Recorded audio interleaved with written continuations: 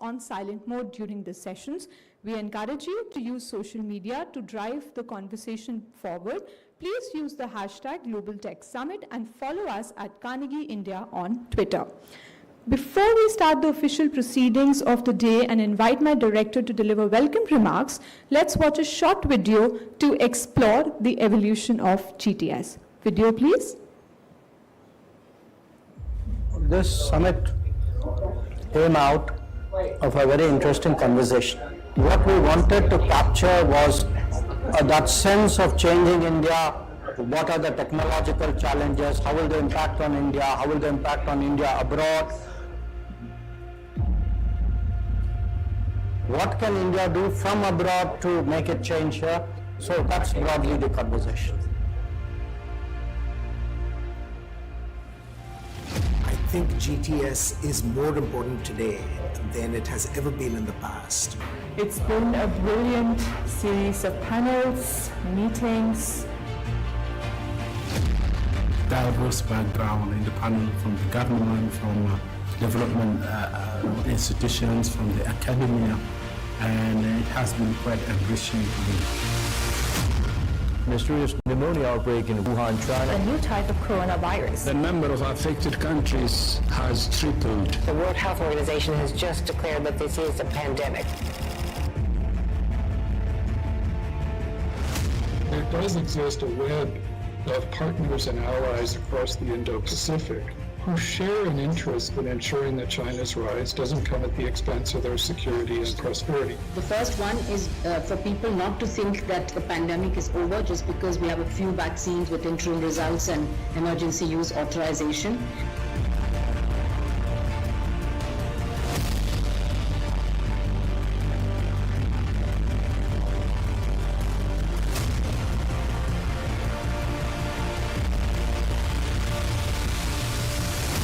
I don't think that at the end of the day, there will be distributed currencies without any central banks. This is, I think, the only system in the world where you can have the app of, say, Bank A, and you can connect it to your account in Bank B. Send money to somebody who has an app of Bank C. Connect it to his or her account in Bank D. All of this will happen real time. This summit is being held on the eve of India taking over the G20 presidency. One of the highlights of India's role in the world today is the unique approach that India has taken to digital public goods and the digital public infrastructure underpinning that. If you look at India's geopolitical positioning, I would say it should be a kind of a net assessment of politics, of energy, of economics, but increasingly of where our technological interests. The rise of India is deeply linked to the rise of Indian technology.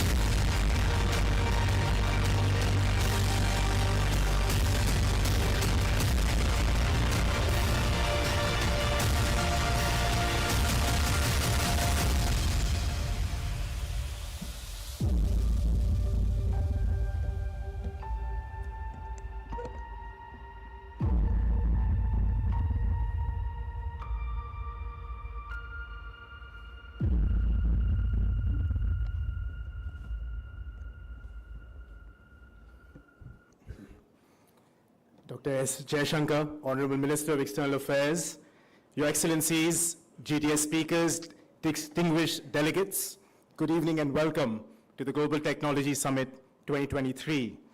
It is our continued privilege to be able to host the GTS with the Ministry of External Affairs, Government of India. This is indeed a unique partnership. It started in 2016 It was born out of the creativity, imagination, and foresight of the current minister and others, including the founding director of Carnegie India, Professor C. Rajamohan. Minister, I can openly confess in the hundreds of meetings that we take for the GTS now across countries, companies, and within our own government, there's only one that really kind of essentially rocks our cage, and that's the one with you, primarily because in the meetings that we take with the minister, we're constantly pushed to think about the purpose of our actions, and we've thought about that very carefully with the GTS. We want the GTS to be outcome-oriented. This logic is baked into every single part of what we do over the next 3 days. Last year, the GTS started a day before India took over the presidency of the G20. We spent a lot of time thinking about India's digital priorities. India's presidency of the G20 and leadership moved member states to produce the first multilateral consensus on a framework for DPI, a term that frankly few knew this time last year. At the G20 virtual summit a few weeks ago, the Honorable Prime Minister has taken this mission forward. He announced the creation of a social impact fund for building DPI across the world. We are committed to this DPI journey, and a good part of this GTS is about thinking about the modalities of deployment, institutionalization, partnership, a very different grammar and syntax to the one last year. At the same time, we could not host a global summit such as this without seriously considering the varied effects of artificial intelligence. We took the advice of some of the best names in the game. Many of you are here today, met with different parts of our own government, and also connected with people like philosophers and teachers and professors to try and think about how do you conceptualize 2.5 days to get the best in and out of AI. We're delighted that we've been able to do so in terms of at least convening everyone. We'll see where the conversations go. But we also hope to keep these conversations in mind with the GPAI, or the Global Partnership for Artificial Intelligence, that India will convene in about 10 days from now. Separately, we do believe that there is a need for a serious discussion on an Indian way in AI. We need not follow others. There are those in this room who have a thesis for a strategy for change, keeping India's contexts and needs in mind. This will be unbundled over the next couple of days. Lastly, a good part of the GTS last year was dedicated to unpacking tech partnerships. The ISET, or the Initiative of Critical Emerging Technologies, was a terminology that needed substance. The EU-India Trade and Technology Council had been announced, but the high-level meeting was yet to take place. Much has happened in the last 12 months. We remain committed to each of these explorations and partnerships to deepen India's linkages with other parts of the world. From workshops on export controls, defense innovation, and military applications of AI, to thinking about DPI in the Quad, to those dedicated to furthering these exact technology partnership, we hope that the next 3 days will be fruitful for all of you and those joining us from different parts of the world. GTS is also an opportunity to engage with those minds and hearts that will frankly determine the long future. We're very proud that we have this year 35 GTS ambassadors who join us from our neighborhood, from Bhutan, Sri Lanka, Nepal, Bangladesh, and different parts of India in itself. Our hope is that next year we can take this cohort into 50 different countries across the global south. The various collaborations and the intensity with which we are able to invest in the GTS would not be possible without the support of our partners, and there are many. This is a term that has kind of proliferated as GTS has potentially proliferated in the last 8 years, but we're absolutely clear that the partnerships not only make GTS possible, but as importantly, they make GTS more interesting and effective. There is a GTS ecosystem that is too large to vocalize here, but they're all on the screen, as you can see. The generous support of the Ministry of External Affairs have allowed us to keep recreating GTS, and frankly, gently pushing us to do exactly that.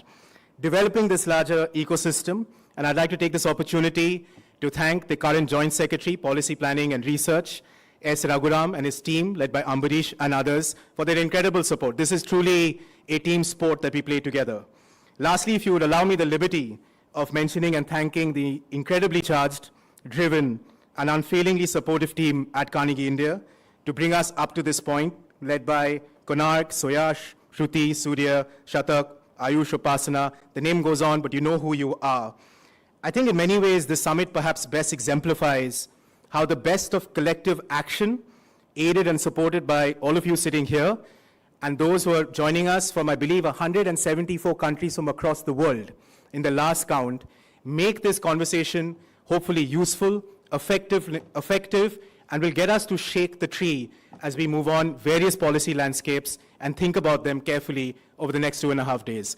With that, it is my distinct privilege to invite on stage the Honorable External Affairs Minister of India, Dr. S. Jaishankar.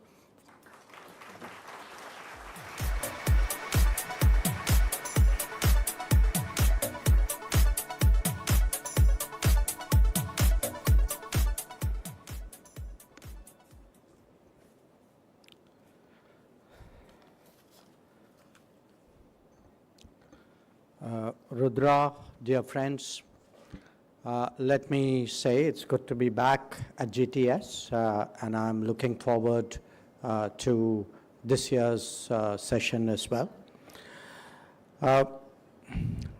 I thought perhaps what I could do in terms of introducing this year's GTS was to give a larger context of where India stands today in regard to technology in the broadest possible sense, because that's how you really approach it in terms of public policy, before, of course, drilling down very much more specifically. Now, we all intuitively know that the march of technology is really the history of human progress, and actually pretty much every era has its particular sets of technological advancements which have defined it. And we also know that the history of the world, the balances of power, the making and unmaking of nations, of civilizations, is all in one way or the other a reflection of how technology has grown. Now, in terms of the policy challenges that it presents, one, of course, is the need to regulate technology, because many technologies also come with their downsides. And we have seen that expressed in world affairs through regimes and treaties and rules, and there are some which are very obvious, as we've seen, let's say, nuclear or missile. There are many which are managed through understandings and conventions. But a second concern is, of course, the competitive aspect of technology, that those who lead the world's technologies. And to the extent that there are leaders, sometimes even monopolizers, there are consequences of that.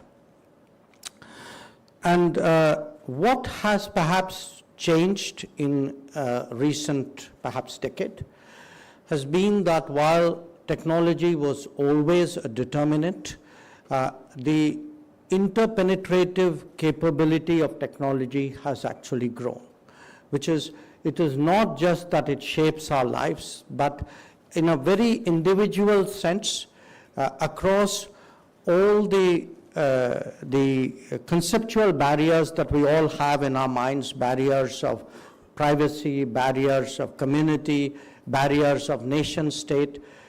Technology today has shown its ability to go through all of that. So in many ways today, to the extent we look at a post-Westphalian world where the nation state is not always the determining element of any assessment, much of it, the responsibility actually arises out of the technologies with which we are all grappling. Now, where India is concerned, I think today we are in many areas very clearly playing catch-up. We are playing catch-up because while our era of reform started 3 decades ago, the era of reform was not necessarily the era of technology. That we conceptualized reform in much narrower terms. We were perhaps not as ambitious and as expansive as we should have been. So a lot of it ended up in very narrowly defined economics, much of it centered around trade and to some degree investment. And the kind of effort which other powers, some competitive, put in terms of developing the comprehensive national power, that same drive and determination was not there, very honestly, where India was concerned. And if I were today to sum up the last decade, because I think we are now very clearly at the tail end of what is the second term of the Modi government, perhaps one major difference has been the centrality of technology to approach towards public policy and to approach towards governance and towards national security. So if one looks today at the domestic direction, the push on manufacturing, and this itself is a debate in this country. There are people who believe that it is not our competence, I would say even our karma, to do manufacturing. And that, we would be wasting our time, energy, and resources embarking on that path. But here's a common sense proposition. You're not going to be able to do R&D if you don't have a competitive manufacturing. You can't encourage people to be at the cutting edge if you are not at the middle level of the same business. The second is the growth of a startup culture. A startup culture because what were the innovative expressions of a few. A startup culture is able to expand that and actually build it into the mindsets of a society. The third reflection of that is actually state leading at least some critical parts of that. I think if I were to cite an example today, it would be the semiconductor mission. Still in the very early stages, but one which I assure you we are deadly serious about. And finally, of course, which Rudra also mentioned, the entire, I would say, today the effort in building and delivering on a digital public infrastructure, what Prime Minister likes to call the democratizing of technology. The technology today, the average person not only uses it but relates to it. And of course, the figure which we like to tout out is the one relating to the UPI, the massive volumes of UPI transaction, which shows how readily people take to technology once it is there on offer. Now, while there have been undeniably enormous changes on the domestic side, technology has also been very much in the forefront of diplomacy, of foreign policy.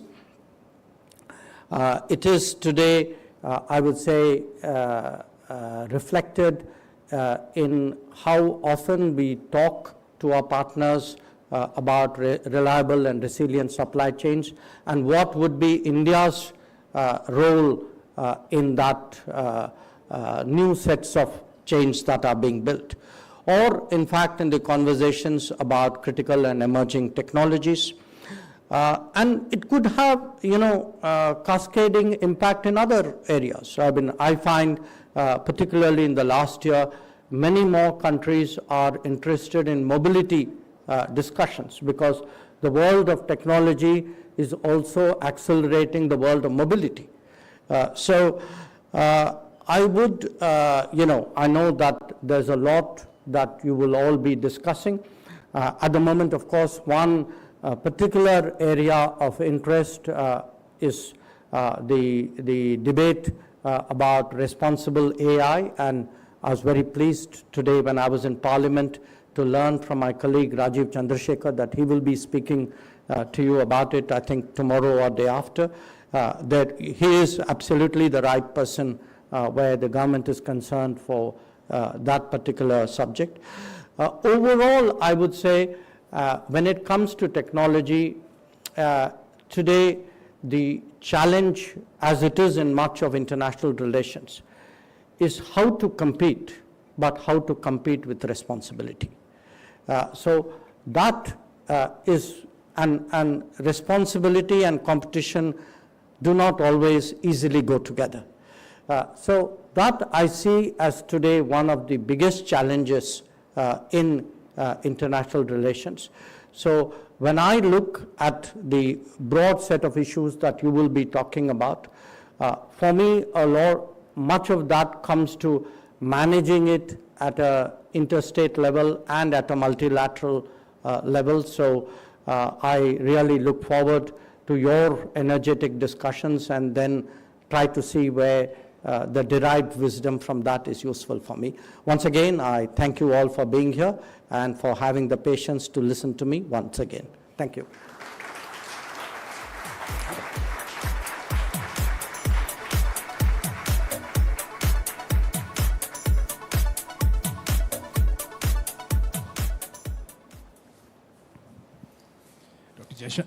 Dr. Jaishankar, thank you so much.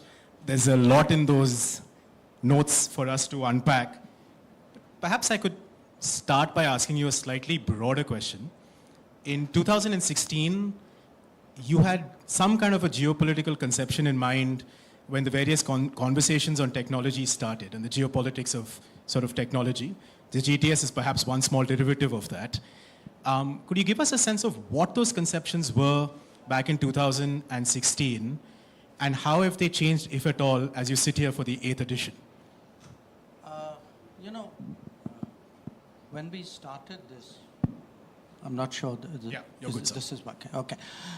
When we started it, actually, I think multiple factors drove it. One was a very simple proposition, which was the Prime Minister actually actively encouraged forums in India, which he felt would be useful, impactful, both in getting Indians a wider exposure to what the world is thinking, but more important, to get the world to focus a little bit more on what India was thinking. So that, and that was a generic, shall I say, encouragement. So it wasn't just GTS, a number of other platforms came up at the same time. The second, as I mentioned, is actually the centrality of technology to governance, because I think very early on there was a belief that if we are to really rapidly progress, if we are to leapfrog, you know, everybody has, I mean, the history of the world, countries have leapfrogged by actually using a pathway which is faster, smoother, more efficient, more impactful than the pathways used by others. So a lot of us could see even by 2016, I mean, what today we call DPI. I mean, this DPI was long in the making. In fact, I remember something which Nandan has written, which was that when he went around the country talking to chief ministers about Aadhaar, he said the only chief minister who gave him complete and utter attention was the chief minister of Gujarat, who put every other business away and then spent hours with him, you know, figuring out where all this could go. So I think the centrality of technology to better governance, to good governance, was a second factor. The third, honestly, was my own belief, you know, that again, this is a pre-digital era belief that if one looks at history in terms of quantum jumps, that jump to the next orbit is usually based on a particular technology or a set of technologies which have actually changed the framework. And in fact, my own PhD was really what did nuclear technology, what did the promise of nuclear technology, even as the Second World War was taking place, do to the behavior of powers in dealing with each other. And after the war ended, after the first 2 bombs were dropped, how every other, the other relevant nations actually saw in that technology sort of key factors which would advance their prospects. But I think a whole set of these things came together. And of course, it was also helpful that I could bounce it off Raja Mohan at that time. And that's really how the conference started. If I can pick up 1 or 2 strands from there, India has a pretty incredible digital journey, that's very clear. We seem to be embarking now on a kind of a new era, if lack of a better term, slightly higher up in the value chain when it comes to manufacturing. You've spoken and often wrote about re-globalization. Now, to me, re-globalization would mean the deconcentration of economic production in any one geography or jurisdiction, opening our pathways, better supply chains, etc. Could you give us a sense of how do you see re-globalization today? I think you have put your finger on the key issue, which is over-concentration. That what had happened really, I'd say between 1990s till the COVID, was that for a very wide variety of goods, technologies, and even services, we had actually all become dependent on a single geography. And it really took the COVID to wake up the world. It woke up the world because if the dependence was, I would say, at the cutting edge, we would have still probably rationalized it, though actually that is the part which should be causing the most concern. But because the dependence was actually very basic, that, if the rest of the world couldn't even figure out how to get enough masks and ventilators and PPEs, and that's when it really hit home to people that maybe something hasn't gone right with the way the world has gone. So once those 2-3 years, the kind of anxieties and pressures and stresses that pretty much every country went through in the world, I think it's fundamentally changed the global conception of how a globalized economy should be run. A globalized economy doesn't mean that production gets done at the center and everybody else is a consumer. A globalized economy means dispersed production.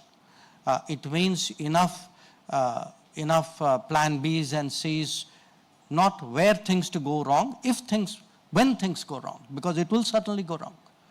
So the more we realize, pandemic was one. I think we've had climate events happening with greater regularity. We've seen conflicts which have disrupted the international trade flows.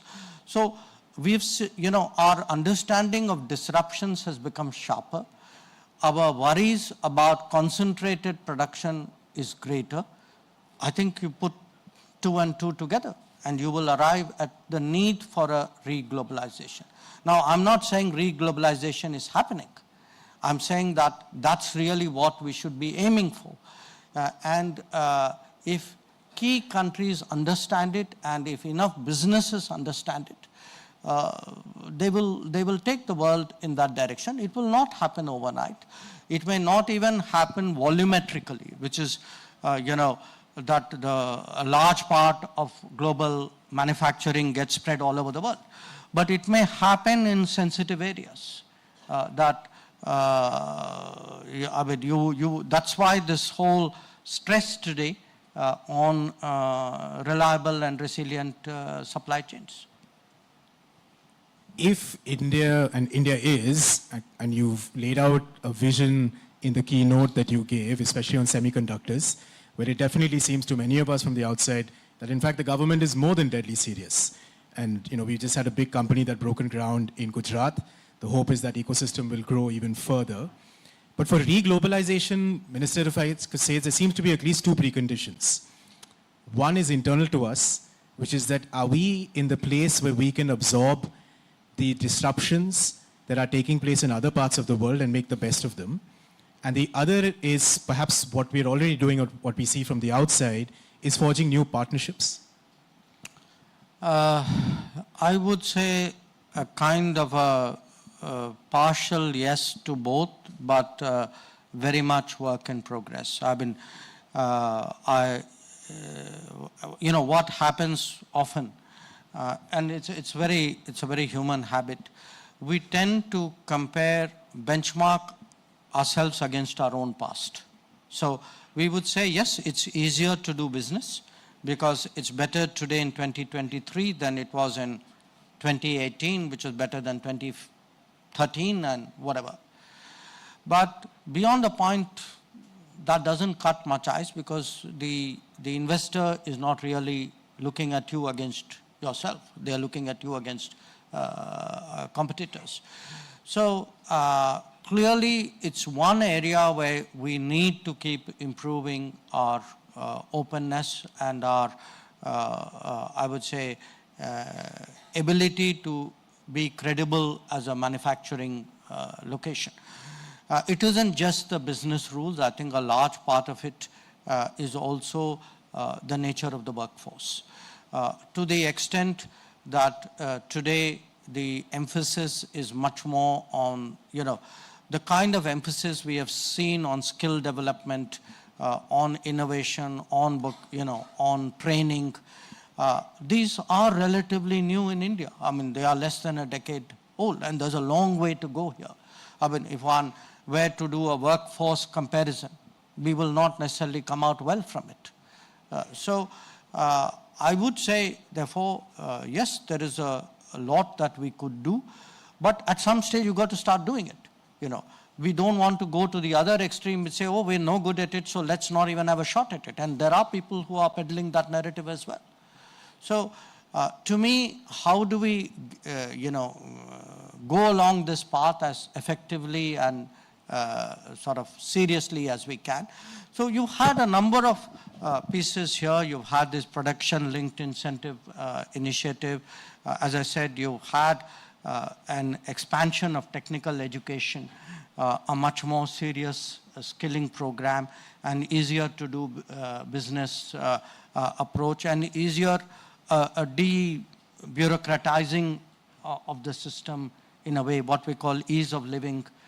So there are there are a lot of moving parts here which need to come together. Many of them have come together, but there's a long way to go here. The other part of it is the international partners. Now, here what happens is the politics of technology actually is not congruent necessarily with the politics of geostrategy, or the politics of culture, or the politics of post-colonial preferences and antipathies. So I mean, if one looks today at where are your preferred partners, for a country like India, it's not an easy question to answer, because your preferred partners depends on which domain you are looking at. Depending on the domain, you will have a set of partners, many of whom would overlap, but many of whom would not. And I have always been clearly advocative of the fact that when it comes to technology in the broadest possible sense, really our natural partner are the economies of the Western, our Western economies. And if you see today, I mean, which is why, I mean, Quad has been helpful. The TTC with EU has been helpful. These are our, I would say, technology partners. They are our markets in a way. They are our investors in different ways. These are also places where the mobility from which this country can also benefit, the skills development would happen. So I would certainly say there is a big agenda there for particularly in respect of the US and Europe. If I could just pick up the point about the US, there are some who would argue that the agenda over the last couple of years and everything that you framed here would push us to some kind of overdependence. Now, maybe there's a different way of thinking about that, and it's certainly not my view. But there seems to be a view that this dependence, interdependence is a difficult game. And there seems to be that we are in a spot where there may be a bit too much overdependence. I was just wondering, how do you think, and perhaps I could ask you for one more is, you've often said that technology is as much about political science. If different political formulations were to develop in Western countries that we're dealing with today, would that dislodge any of the agenda setting that we're trying to put in place today? Give me the second one again. Maybe I'll try and be maybe more direct. I thought I was the diplomat in the room, but... If there's a different political makeup in the US by next year this time, and if different forces change in Europe, for instance, does that by in any way jeopardize our technology path and the investments that we're making in the partnership with the United States or others? The first question, are we getting over-dependent? Usually I find over-dependence is a rationalization of inaction, which is you don't want to do something, you say, oh, don't do it, because if you do it, you'll get over-dependent. Secondly, I've noticed that the over-dependence argument is it's a very curious argument. You use it against some countries, but not apparently against other countries. Look at India's trade figures and tell me, where are we over-dependent? I can tell you where we are over-dependent. The accounts where we have enormous trade deficits and where often we are dependent on for very basic things. But that's not where you hear the over-dependence argument. So, sometimes technology could be political science, but politics sometimes masquerades as national security as well. I think there are ideological agendas, and those ideological agendas are, if you move too closely towards a certain set of countries, that is over-dependence. But if you do the same with other set of countries, it's not over-dependence. But put that aside. The issue, if there are changes in the US, political changes in the US or in Europe, does that make a difference? My considered sense is no. I'll tell you why. Look at the data. Okay. Let's take the US. So we can argue about the inflection point for the latest, for where we have arrived. I would say one inflection point would be 2000, Clinton coming here. One would be 2005, nuclear deal. One could be maybe 2014, Modi's visit. And one definitely, I would say, was this visit, because this visit of Modi's was the most expansive, ambitious in terms of spelling out the cooperation. Now, the interesting thing about the US is you've actually had 5 completely different presidents. I mean, think Clinton, Bush, Obama, Trump, and Biden. Now, if a relationship can actually prosper with 5 very different presidents, I would suggest to you that the data clearly indicates a certain sort of stability and a certain there's enough investment on both sides there's a certain structural soundness to this relationship. So I'm not saying politics doesn't matter. Of course it does.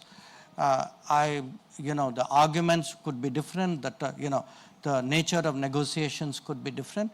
But I think today, I'm now giving you an Indian view of it, an American view of it may be couched in a different way.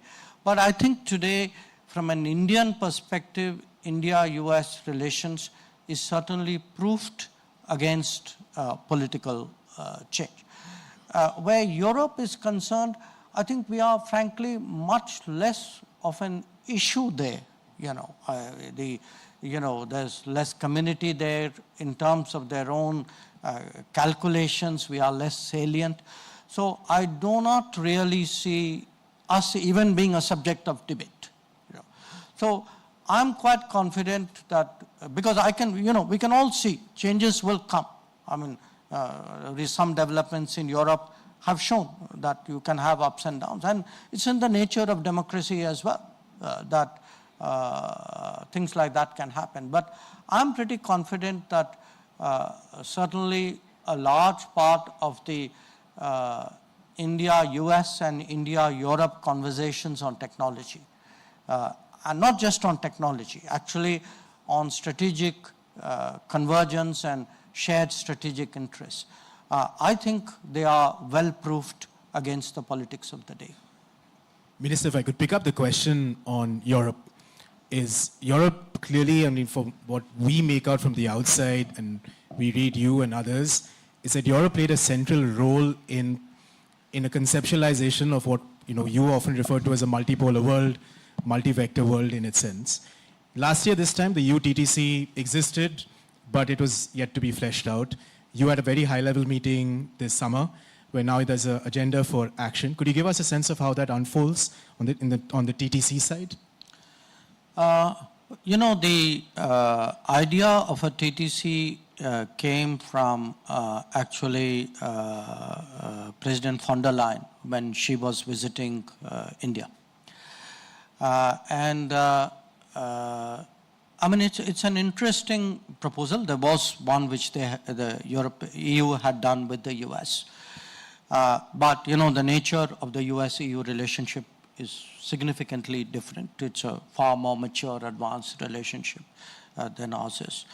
But we've done 2 sessions so far. We did one in Brussels, and we just did one a few days ago, virtually. We are hoping very much to do a physical one early next year. And it's been very helpful because we really didn't have, unlike with the US, with the US, we've had a long conversation on strategic trade. In fact, a conversation which goes back to the early 80s, to the Reagan administration. And the first agreement which we did with the US was as long back as 1984. So in our, for us, export control, licensing, these have always been big subjects with the US. With Europe, that has never been high on the radar.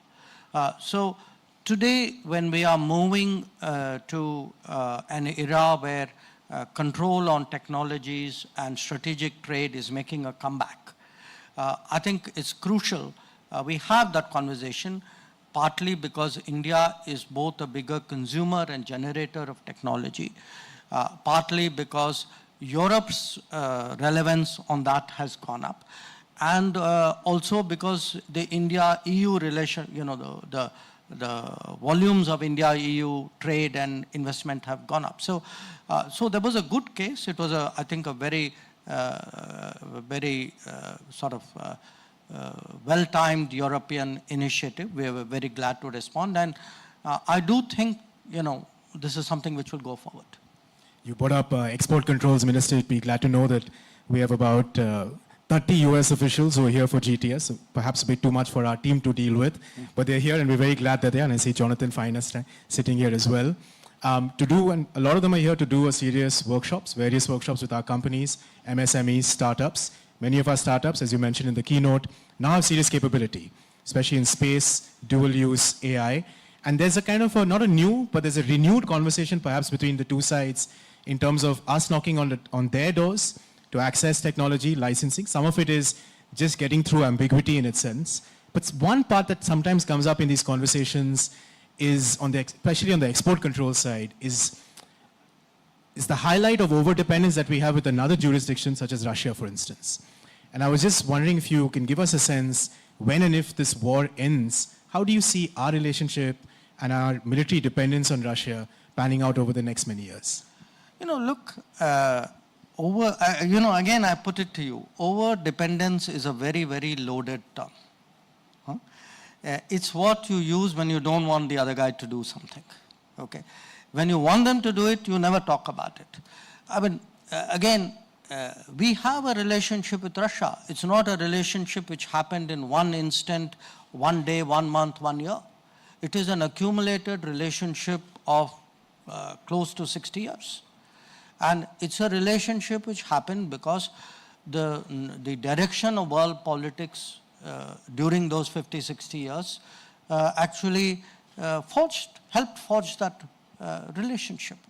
So, because, often I see the problem defined in a way as though somewhere there's some handicap that India has by having this relationship. This relationship has saved us at times. So, whether we are over-dependent or not, actually at the end of the day depends on us. If we have multiple partners, if we have the, partly the skills to play them off, but we play them off while keeping good, maintaining the level of trust and confidence with each one of them. If I have 4 good relations which are all working well, I'm not dependent on any of them. I'm certainly not over-dependent on any of them. So, do understand this, that, partly there is a lot of history and, the weight, the force of that, which has been today a defining aspect of the India-Russia relationship.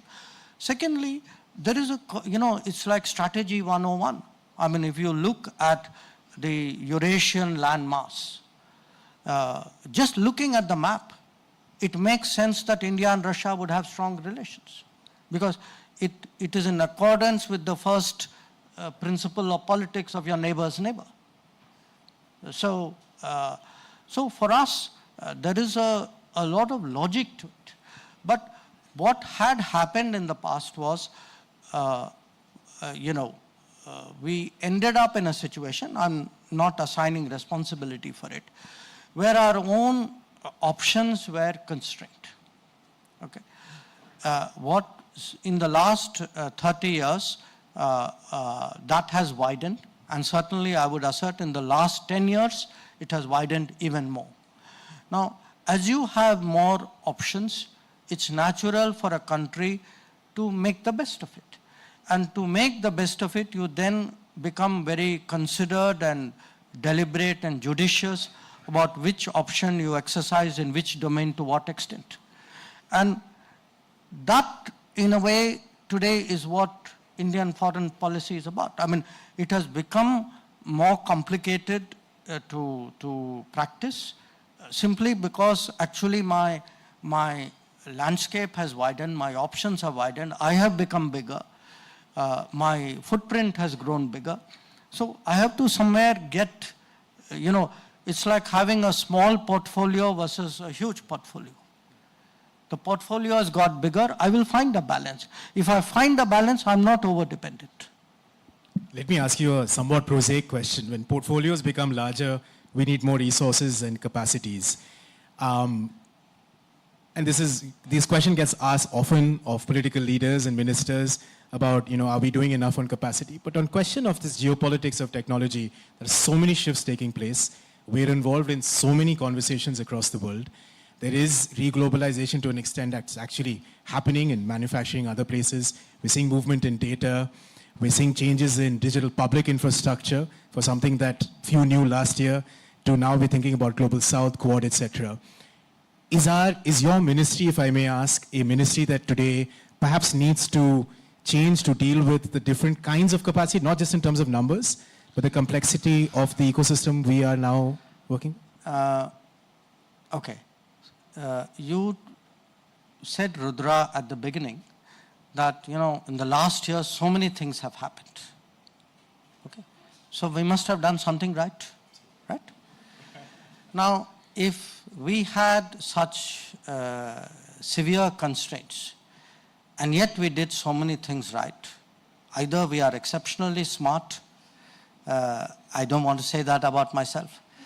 Or we have found a working style, methodology, which actually allows us to harness, many more forces in society. So, look, nobody in charge of any organization would say, my organization cannot grow. All of us would like to grow. It's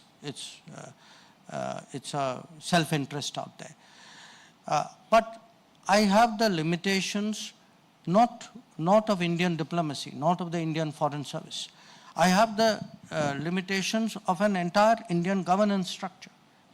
If I was not the foreign minister, let us say, if I was a minister of some other department, I'm sure you could say the same of that department as well. You would say, well, maybe there are not enough policemen in India, there are not enough customs people in India, there are not enough income tax guys in India, all of which would probably be true. But what happens is, since I cannot dramatically change it, I actually have over the years found ways by which I use smart people like you to get a lot of my work done. In a lot of other societies, there wouldn't be a GTS. Some foreign ministry would be organizing an event like this. They wouldn't get such nice people to come there. So I think there is a certain, I would say, a certain way of working which has developed over the years. Because forget the numbers for a moment. Tell me the outcomes. If you were to say, Minister, your performance in the last 5 years has been terrible. You were missing at all the important moments. You didn't have enough people to attend meetings. You couldn't do the G20 properly. I don't know what you did when you went to the Security Council. You are invisible in the world. Yes, I would then maybe take your numbers explanation very, very seriously. But if you tell me, oh, by the way, you did this, I still think you have a numbers problem. Then I think that's a perfect answer. You brought up the G20, and as we kind of move to closing the conversation, it's been an incredible year for India.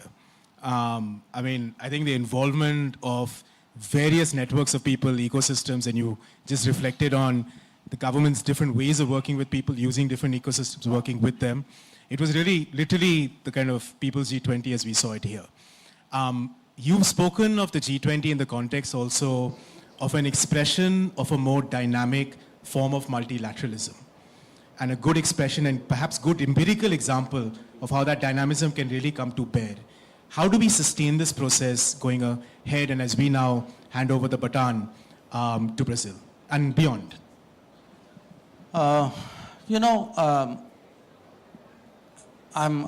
now getting a little ahead of myself, but let us say 2, 3, 4 years from now, if one looks back at this G20, I suspect that the 3 reasons it would be remembered would be, 1, the fact that it put DPI, digital public infrastructure, center stage in terms of a global developmental narrative.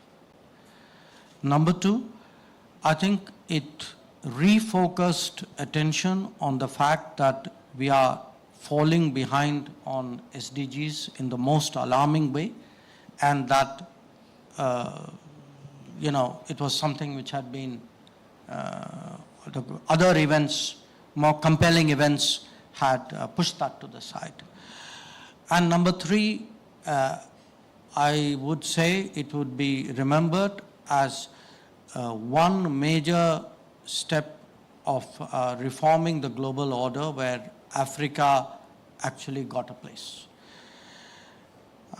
Now, how do we take it forward? To some extent, I think the G20 structure helps us because it's a troika-driven structure. So we made sure that every step of the way, whatever we did, we copied the Brazilians. So when the baton has been handed over to them, it's seamless. They know everything we know, and we remain attached as a Troika member to that.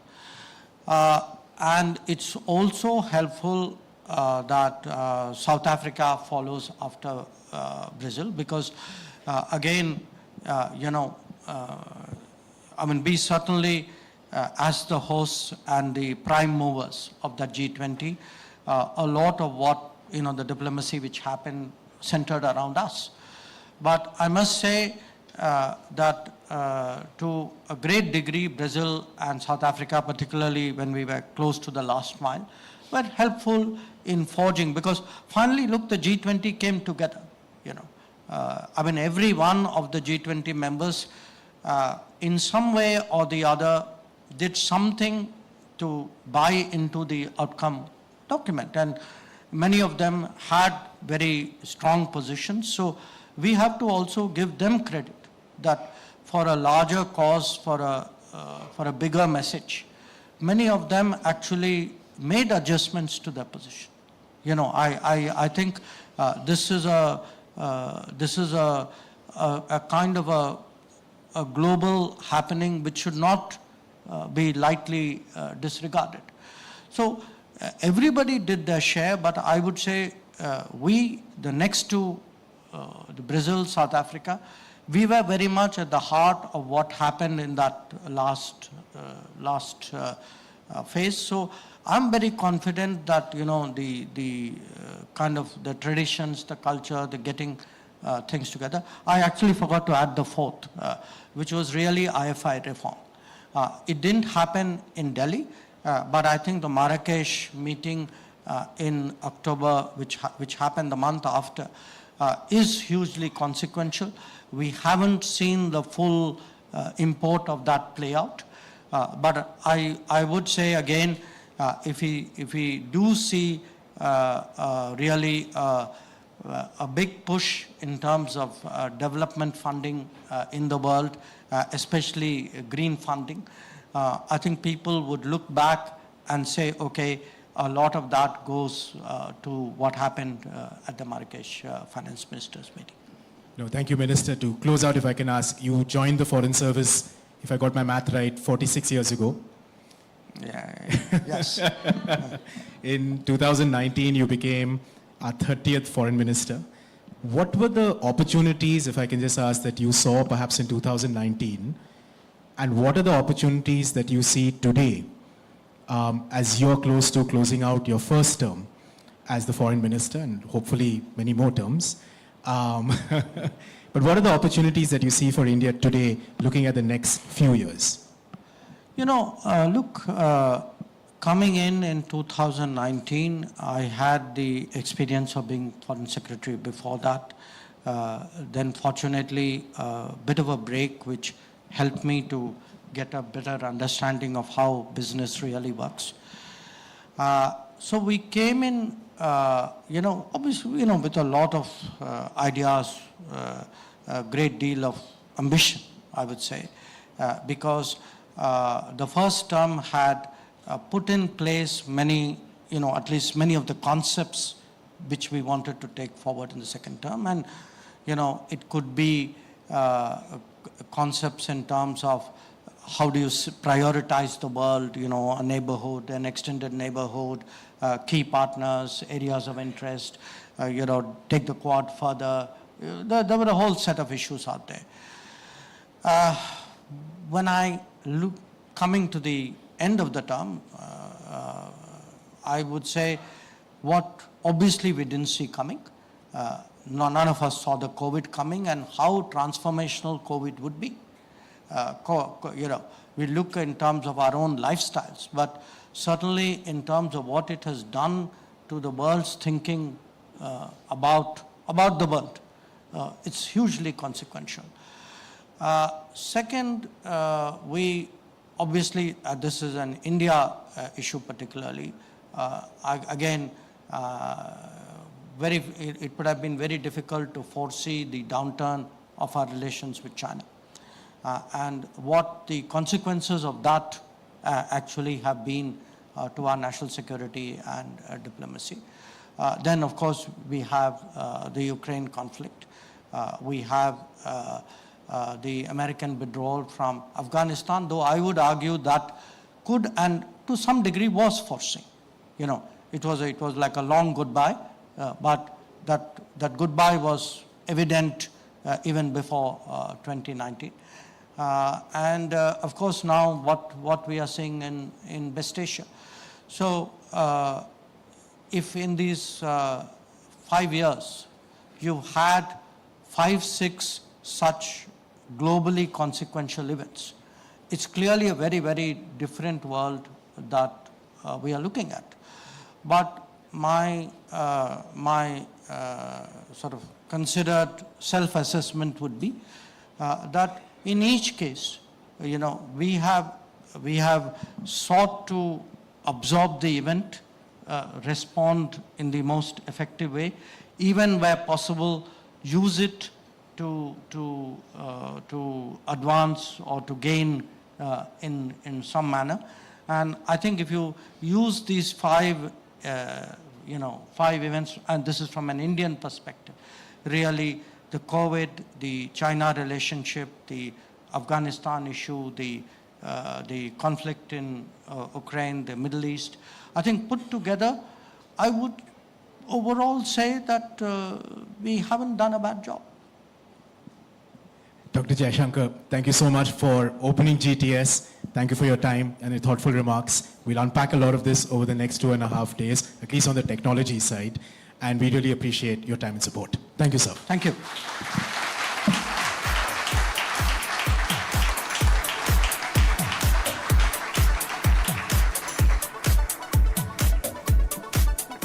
Thank you. Thank you so much, Honorable Minister and Rudra, for this enriching discussion. It is a wonderful stage setter for the discussions at this year's summit. Up next, I'm delighted